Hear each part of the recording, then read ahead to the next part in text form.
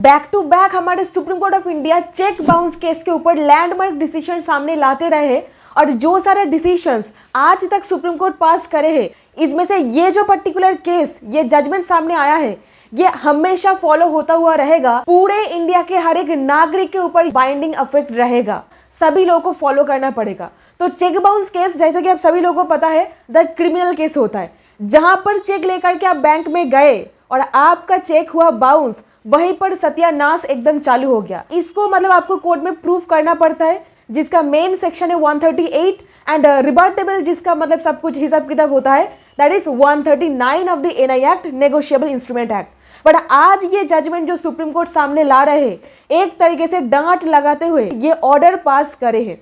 तो सबसे पहले देख लेंगे किस तरीके से आप लोग दूसरों के गलती से सीख ले करके अपने केसेस पर सुधार लाओ। नहीं तो ये जजमेंट का जो आउटकम है, जो आपको मैं बताने वाली हूँ, आप इससे मतलब एकदम सतर्क हो जाइएगा। और यहीं पे एक लाइक और चैनल को सब्सक्राइब जरूर हो जाए ऐसी और नॉलेजेबल कंटेंट के लिए। तो केस का नाम है संतोष जे वर्सेस नरसिम्हा मूर्ति। स्पेशल लीव पिटीशन फाइल किया गया था SLP। अभी हुआ क्या था, चेक बाउंस हो गया था, टोटल 60 लाख के आसपास या फिर उससे ज्यादा अमाउंट था, ठीक है।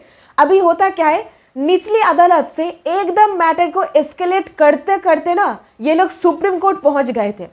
तो सिंपल, जब सबऑर्डिनेट कोर्ट में जब ये केस को फाइल किया गया था, सबऑर्डिनेट कोर्ट क्लियरली सब कुछ अपना डिटेल रीजन बता करके बोल दिए थे ये प्योरली चेक बाउंस केस है और यहाँ पर आपको जेल दिया जाता है, मतलब इम्प्रिजनमेंट हो जाता है।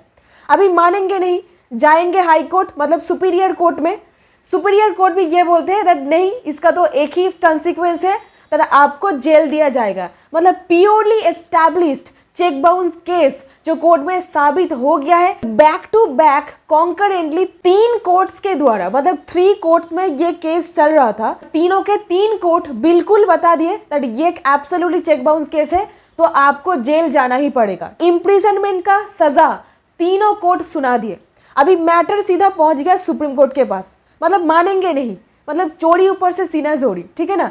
तो सुप्रीम कोर्ट के पास जब ये केस पहुंचा, सुप्रीम कोर्ट डिटेल में हर एक पार्टीज के मतलब मैटर को समझे। अभी क्या होता है पता है, सुप्रीम कोर्ट पहुंच करके जो अपीलेंट है, मतलब जो लोगों का जेल हो रहा था, चेक बाउंस कराए थे जो मतलब कल्प्रिट, उसका सडनली अक्ल ठिकाने आ गया। मतलब क्या, वो कॉम्प्रोमाइज करने पर आ गए थे, 69 लाख रुपीस देने के लिए राजी हो गए और मैटर को रफा दफा करने में एकदम से ही वक्त बदल गया, जज्बात बदल गया, सडनली वो राजी हो गए। तो सुप्रीम कोर्ट बोले तो 10 साल हो गया है ये केस को कंटिन्यू होते हुए, अभी आप आ रहे हो कॉम्प्रोमाइज करने के लिए, तो इतना साल बर्बाद क्यों किया आप?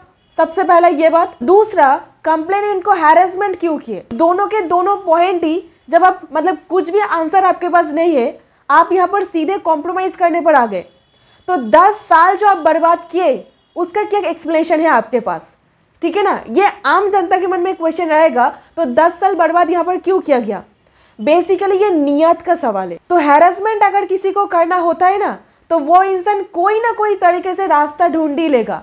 तो डिफरेंट हायर की कन्विक्शन को ही अपहोल्ड करते हुए आ रहे, मतलब उनको जेल ही जाना पड़ेगा, यही समर्थन करते हुए आ रहे। एनीवेज, यहाँ पर क्या हुआ था देखिए, अक्ल ठिकाने आने का एक ही रीजन है जो मुझे लगता है, जनाब को पता चल गया था कि मेरे नसीब में जेल का ही रोटी लिखा है।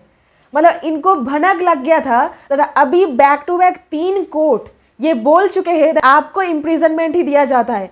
अभी सुप्रीम कोर्ट में अगर फर्दर अप्रोच किया जाएगा, अगर इस प्रोसीडिंग्स को फर्दर एस्केलेट किया जाएगा, तो 100% मुझे जेल ही दिया जाएगा। वैसे पिन पॉइंट रीजन तो बताना मुश्किल है, फिर भी बहुत सारे केसेस में ये एडवोकेट साहब भी आप लोगों को बता देंगे तो इसका आउटकम क्या होता है, इसका रिजल्ट क्या होता है, अगर आप इस तरीके से मैटर को एकदम क्लाइमेक्स पर लेके चले जाओगे तो सुप्रीम कोर्ट बोले इतना हाईएस्ट फोरम पर, हाईएस्ट लेवल पर आप केस को लेके चले आए हो और ऊपर से 10 साल हो गया है, आप कॉम्प्रोमाइज अभी कर रहे हो। इसके लिए आपके ऊपर पूरा का पूरा चेक का अमाउंट है, उसके साथ ही साथ 5 लाख रुपए एडिशनल लगाया जाता है कॉस्ट के हिसाब से, जो अब 2 महीने के अंदर अंदर supreme court advocates on record, advocate welfare association में 2 महीने के अंदर अंदर ये पैसा को डिपॉजिट करने के लिए बोले और रजिस्ट्री पर ट्रांजैक्शन का रिसिप्ट है उसको सबमिट करने के लिए बोले, क्योंकि 10 साल जुडिशियरी का जो टाइम है उसको वेस्ट करने के लिए। तो कोर्ट का जो महामूल्यवान समय है, वैसे मेरा हिंदी में थोड़ा सा गड़बड़ है, थोड़ा सा नहीं बहुत बड़ा, और ये हिंदी का क्लास भी नहीं है। तो सुप्रीम कोर्ट बार एसोसिएशन में सबमिट करने के लिए बोला गया 5 लाख रुपए जुडिशियरी का टाइम खोटी करने के लिए, ठीक है। 68 लाख रुपीज कंप्लेनेंट को देना पड़ेगा, और आखिरकार सुप्रीम कोर्ट में पहुंचकर भी जेल ही नसीब हुआ।